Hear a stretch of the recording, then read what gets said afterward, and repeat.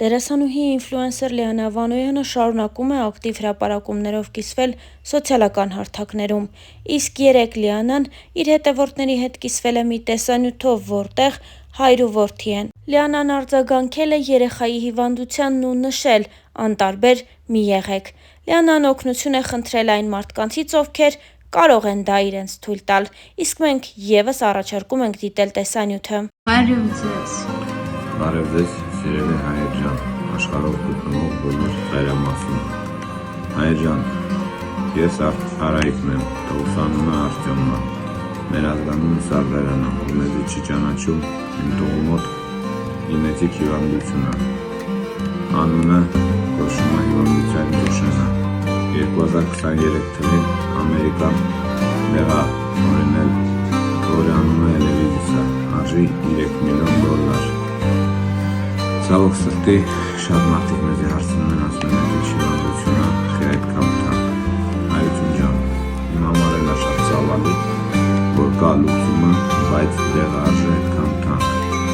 Ով ուզում է իմանա ավելի մոտիկից է դեղը մեր հիվանդության մասին, խնդրում եմ մտեք ինտերնետում կարդացեք։ Հայություն ջան, ես որպես ծնող բոլոր ծնողի կյանքում ինչ ամենավատը կարող է լինի, եթե որ իր երեխան հիվանդանա, իմ հետ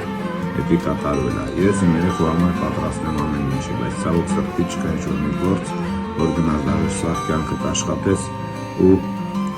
կարանաս այդ դեղը առնես, աշխատես այդ $3 միլիոն։ Դրա համար իմ հույսը մենակ դուք եք, խնդրում եմ, մի թողեք մեզ մենակ, խնդրում եմ հայություն ջան, աղաչում եմ ձեզ, իմ համար էլ է շատ դժվար ամեն օր հլնել վիդեոներ նկարել ու խնդրել օգնության, բայց հավատացեք, որ երեխուց թանկ բան չկա, դրա համար իմ երեխու համար ես ամեն ինչի պատրաստ եմ, իմ հույսը մենակ դուք եք, խնդրում եմ օգնեք մեզ, շնորհակալ։ Իսկ մեզ մնում է հավելել նաև, որ դերասանուհին շատ հաճախ նաև իր ինստագրամյան էջում հարց ու պատասխաններ է կազմակերպում։ Տևական ժամանակ առաջ Լիանան հերթական հարց ու պատասխաններ կազմակերպել, որի ընթացքում պատասխանել է մի շարք հարցերի։ Հետևորդներից մեկի այն հարցին, թե արդյոք բաժանման պատճառը դերասանուհու մասնագիտությունն էր, Լիանան նշել է, որ կան բաժանումներ, որոնք անխուսափելի են։ Այն հարցին, թե արդյոք դերասանուհին սիրելով է հեռացել, Լիանան նշել է. «Երբ սիրում ես, կարող ես միայն ֆիզիկապես հեռանալ, բայց միտքդ մնալու է», ապա հավելել է, որ հաճախ հեռանալը ճիշտ որոշում է եւ ամենաճիշտն է։ Հետևորդներից շատերը հիշել են Լիաննայի գեղեցկադեմ բոյֆրենդին, իսկ դերասանուհին նշել է, որ չունի բոյֆրենդ, ունի ընդամենը 2 կատու։ Հարցերից մեկն էլ այսպիսինն էր. «Սիրելով երբեք չեն հեռանում, համաձայն չեք»։ «Ես այդպես եմ, շունչս կտրվում է առանց նրա», գրել էր հետևորդը, իսկ Լիանան այսպես էր պատասխանել. «Հեռանում են, պիտի հեռանաս, եթե քեզ սպասող չկա»։ Բացի անձնական կյանքին վերաբերող հարցերին, Լիանան պատասխանել էր նաև այլ հարցերի։ Հետևորդներից մեկը հարցրել էր. «Ուժեղ աղջիկ, ոնց չհանձնվել, երբ ամեն քայլիդ մի նոր փորձություն կա»։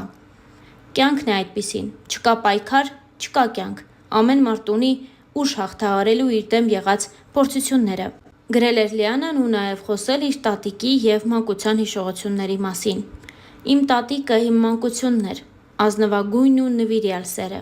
Ես շատ կապված եմ եղել նրա հետ, ապրել եմ նրա մոտ երկար տարիներ։ Մամաս ասում է, որ շատ նման եմ տատիկիս ու նրա կորուստը ինձ համար շատ ծանր էր։ Տպավորություն էր, որ ավարտվել էր իմ կյանքը», հուզիչ գրառում էր արել Լիանան։ Դե իսկ Star News-ը ձեզ է ներկայացնում նաև մի քանի այլ տեսանյութեր, որտեղ Լիանան խոսում է իր վախերի և տագնապների մասին։ Էլի ողջույն իմ շատ սիրելի հետևորդներ, այսպես արագ տուն եմ մտել առանց փոխվել, ուզում եմ ձեզ հետ կիսվել, 3 հարց էի դրել, արդյոք ունենում եք տագնապային գրոհներ, ոնց եք պայքարում, ու ես անկեղծ շշմել եմ, որովհետև ես մոտ ուղղակի 400 նամակ եմ ստացել առանձին ու չեմ հաշվում պատասխանների քանակը անհավանական էր ու ինձ համար անսպասելի էր, որ մեծամասնությունը գրում է այո։ Ինչի եմ բացում ես այս թեման ու ինչի եմ ուզում իմ անձնական փորձով ձեզ հետ կիսվել, որովհետև շատերիդ համար հիմա երևի ամենաանսպասելի բանը տեղի կունենա։ Ես ուզում եմ, որ դուք իմանաք, որ դուք մենակ չեք։ Ես գիտեմ ինչ կարևոր է դա նաև, որ դուք իմանաք, որ դուք մենակ չեք։ Այդ ամեն ինչը ձեզ հաստատ մահվան չի տանելու։ այդ մտքերը, բայց հիմա հերթով գանք։ Ինչ որ ես հիմա կասեմ, դուք երևի երբեք չեք մտածի, որ այդպիսի բան ինձ հետ կարող էր տեղի ունեցած լինել։ 3 տարի առաջ ես առաջին անգամ ծանոթացա տագնապային գրող ասվածի հետ։ Ես խայտառակ ստրես եմ տարել, որովհետև ես չգիտեի այդ երևույթը ինչ է, երբևիցե չէր եղել մինչև այդ իմ կյանքում։ Բնականաբար ես մտածեցի, որ ես խելքս թռցնում եմ երևի կամ գժվում եմ ու նմանատիպ մտքեր, որոնք ավելի խորացրեցին իմ վիճակը։ Փառք Աստծո, իմ կողքին հրաշալի ընկերներ ունեմ ու ես Շաքեի օգնությամբ դիմեցի նյարդաբանի, նյարդաբանը ինձ նշանակեց որոշակի դեղորայք ու ուղղորդեց հոգեբուժ, հոգեթերապևտ, այդպես։ Ես սկսեցի գնալ մի վախեցեք հոգեբուժ բառից։ Իդեպ ուզեցի այդպես անցնեմ ու հասկացա, որ դուք վախենում եք այդ բառից, բոլորս։ Ես էլ էի վախենում։ Ցավոք սրտի մեր հասարակության մեջ որ մարդիկ որոշակի մասա կա, որ մտածում են, որ եթե դու հոգեբանի մոտ ես գնում կամ հոգեբուժի, ուրեմն դու խելագարվել ես։ Գիժա, գժի բժիշկ։ Ցավում եմ, որ այդ մտածելակերպը կա, դա անգրագիտության այդ բանն է, մարազմն է, որովհետև մասնագետներ կան, որոնք կարող են մեզ օգնել ու տվյալ պարագայում ես ուղղորդվել եմ թերապիայի, ուղղորդվել եմ դեղորայքի, որովհետև երբ որ մենք աչքաթող ենք անում խնդիրը կարող է հասնել ինչ-որ ողբերգության։ Բնականաբար որոշակի վարժություններ, շնչառական վարժություններ, որոնք ես անում էի, ես դուրս եկա այդ վիճակից, շատ վատ եմ եղել, անկյաց դա կովիդից հետո էր, պատկերացրեք չեմ կարող բացատրել ինչ տոտալ անհանգստություններ իմ մեջ, հիմա որ պատմում եմ, էլի զգում եմ այդ ամեն ինչը։ Թերապիան շատ է օգնում, շատ, բացի նրանից, որ անցնում է այդ տագնապային գրողները կամ դու սովորում ես ընդունել, դա մի հատ հասկանալ, ինքդ կառավարել, հոգեբանական այնպիսի հարցերի պատասխաններ կարող ես դու ստանալ ու քչփորելով ինքդ քեզ այնպիսի տրավմաներ գտնել, որ հասկանում ես, որ երկարատև ստրեսից հետո է սկսվում այդ տագնապները, այնպես չի, որ հենց այնպես սկսվում է։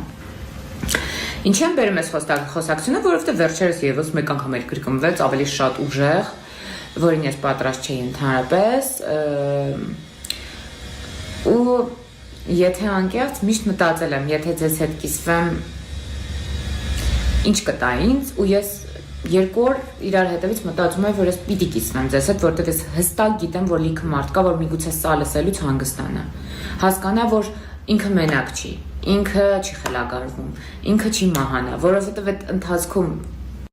կիսատ մնաց խոսքս, ուրեմն տագնապային գրոհի ժամանակ աշխարհի ամենաաներևակայելի ֆանտաստիկ մտքերը քո ուղեղում պտտվում է, ոչ ոք այդպես ոնց բացատրեմ ձեզ,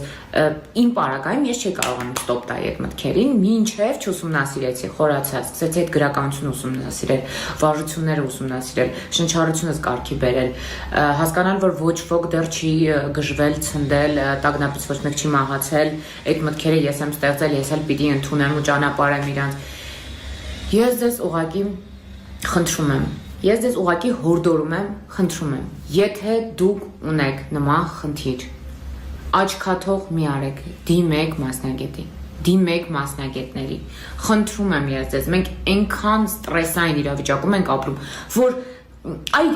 ձեր աչքաթող անելը ուրիշ խնդրի է բերելու եւ իմացեք, դուք միայնակ չեք, իմ կյանքում ես այնպեսի դժոխքի միջով եմ անցել, որ հետ եմ նայում, ես չեմ հավատում, որ ես դրա մեջ եղել